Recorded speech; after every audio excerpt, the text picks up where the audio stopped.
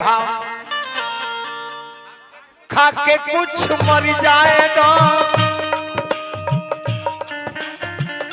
खा के कुछ मर जाएगा, अब ना कोई खता हुई। पिंकी खा के कुछ मर जाएगा, अब ना कोई खता हुई। अरे तू ही जब नहीं खुदा जाती के का हुई।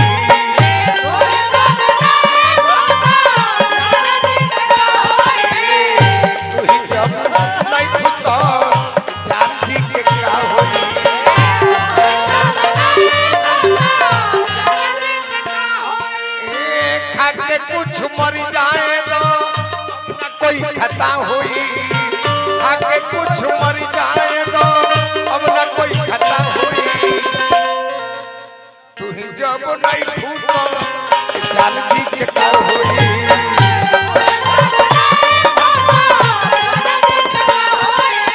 भाई हमारे बिमलेश यादव सेमरिया छपरा के माध्यम से पुरस्कार देनी हार्दिक हार्दिक अभिनंदन शुभकामना। बा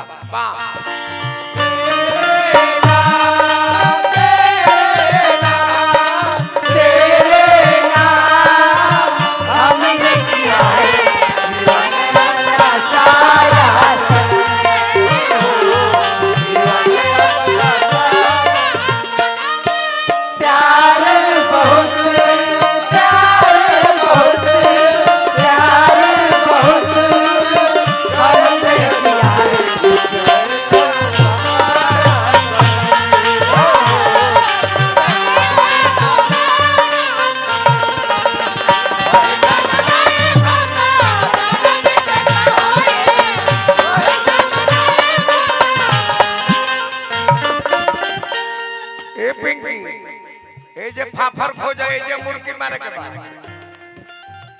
मनोज भाई के जानते बड़े बिना मुर्गी के उनकर तारा नोट ना मिली तने दिखावे के पड़ी तारा हट चलो खुर मत लागे कि हम तोरे के दिल में बसले रही।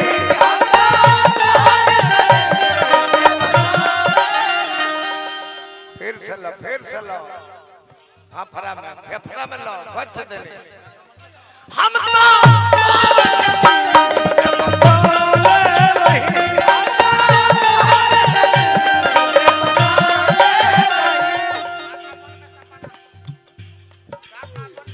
अपना मन में सपने सजोले रही।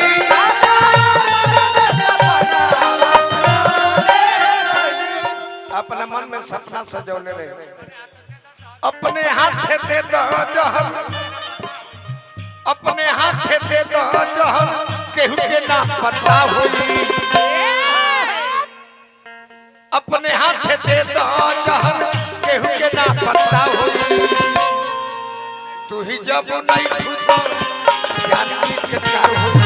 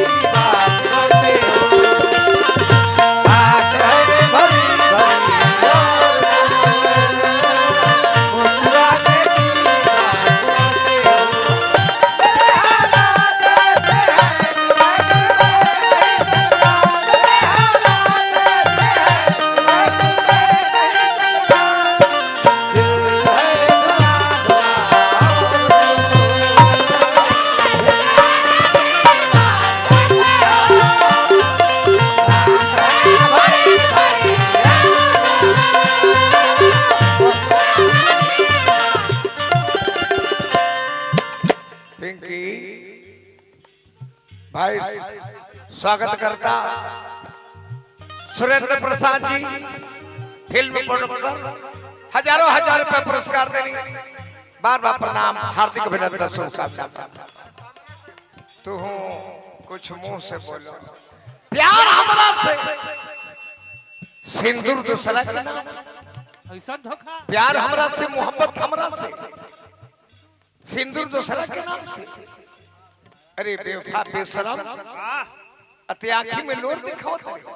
हमारा मगर बस लोर लोर अरे ई लोर जाके अपना माई बाप के देखो प्यार हमरा से सिंदूर तो सनक के नाम से छी बेशरम बेहाया दुआरी पर शादी के काट लेके आइल बड़े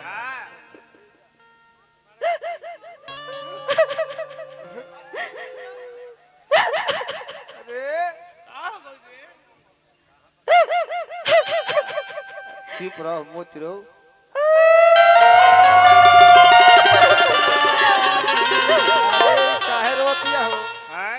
ये जा बोलो जान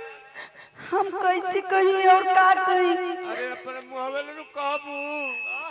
ई दुख हमसे कहात नहीं खे अरे कहो ई मां हमार दोस्त नहीं खे हमार भाई बाप के दोस्त बा हम अपन मर्जी से शादी नहीं की करत अच्छा ए जान सोचनी के लास्ट मिलन बटे अपन शादी के कार्ड रवा लगने के नहीं रवा हमरा पे खिसिया तनी हमर भाई बाप शादी ठीक करे बता हम शादी करतनी कानून बनल बा लड़की चाहे कोनो लड़का से एडल्ट हो जाए के चाहे 18 साल के विवाह करी केहू से माई बाप के रोके के मजाल लिखे मतारी बाप रोक दी ओ दिन जेल जाए के पड़ी एकर मतलब जे तू में बाड़ू ओ में बाड़ू मुर्गी मुर्गी हमारा छोड़ के तोला गईबू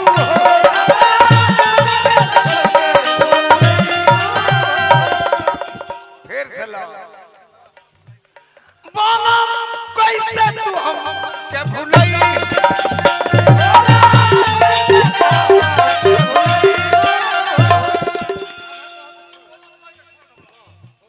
बाबा बाबा कैसे के हम के भूलई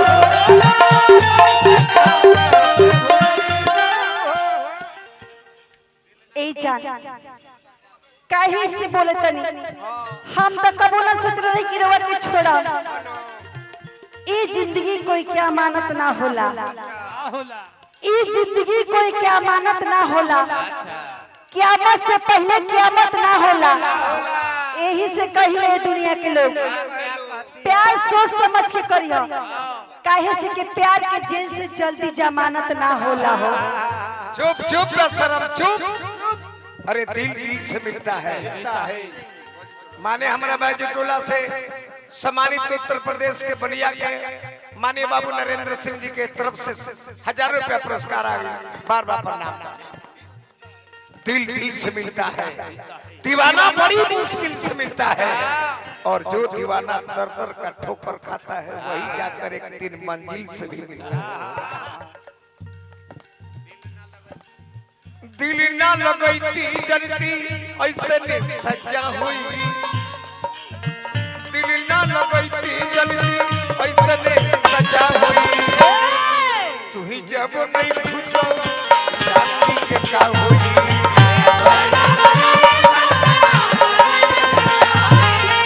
तू ही जब नहीं खुदा जाती के का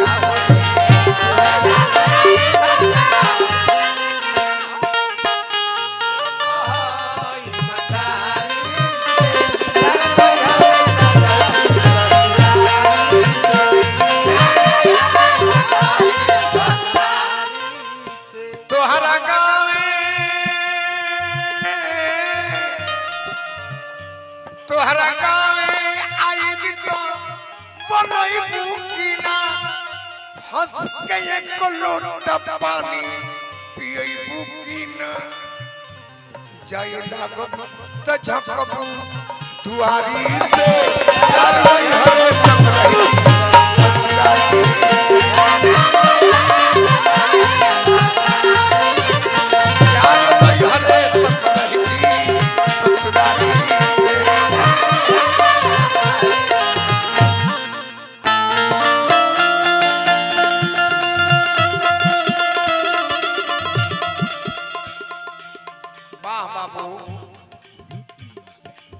लास्ट में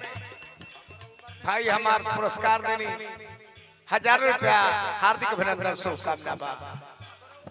अरे पगली ते हमरे उम्र लेके जीव 100 साल बाकी बहुत बढ़ते बेरहम बारिश रहम कर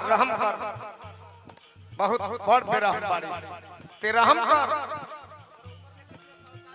हमार उम्र लेके जियो 100 साल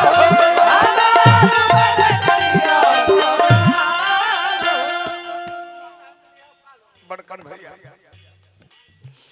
मंटू सुबह नहीं मिली है तो से काल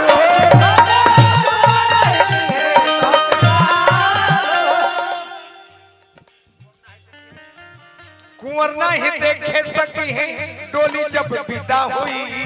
कुंवर नहीं देखे सकी है डोली जब विदा हुई तू ही जब नहीं खुदा जानती का हुई तू ही जब नहीं कहा जानती कितना होई तू ही जब नहीं कहा जानती कितना होई तू ही जब नहीं कहा जानती कितना होई तू ही जब नहीं कहा जानती कितना होई तू ही जब ना रहबू तो जानती कितना होई तू ही जब ना रहबू तो जानती कितना होई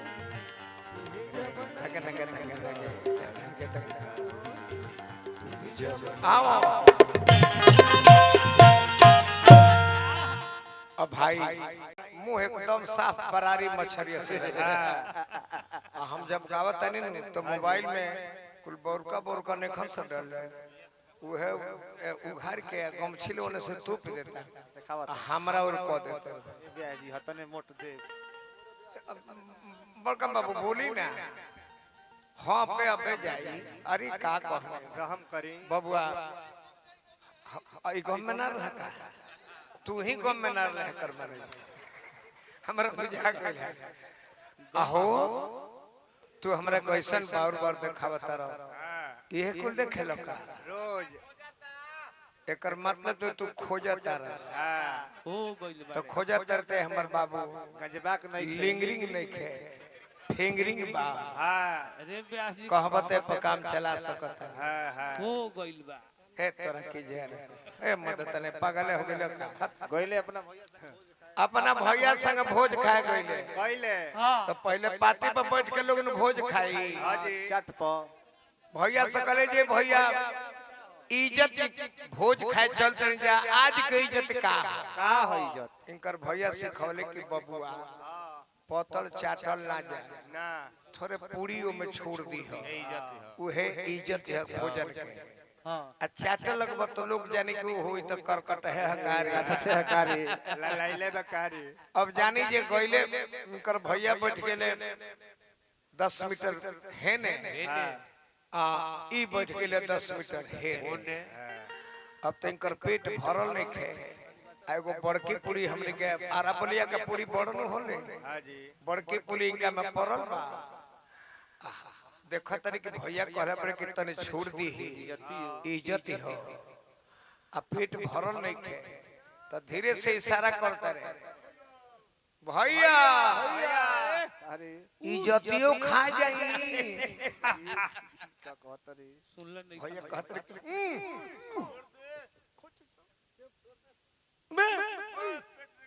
पेट नहीं के भरल कहता तो इज्जतियो खा जाती तू है हाल तहार बे बाबा पहले बड़े तो खा गल अब मोबाइलवा देखा के तू अपन इज्जतिए खाता तू हमारी इज्जत नहीं खाता तू अपन इज्जत खाता रह तारा के लोग जान जाए कि ना तू यही में के हो है तोरा की जाए मुंह मेरा में गइल भाई को मुंह तार मैरवा में चल गेल बा हे जे मैरवा बाबा आ तार होई सिकंदरपुर में चलिए सुदर्शन जी भेभा गाई भाई जी आई आई सुनाई भेभा चालू करी बोली रामचंद्र की जय।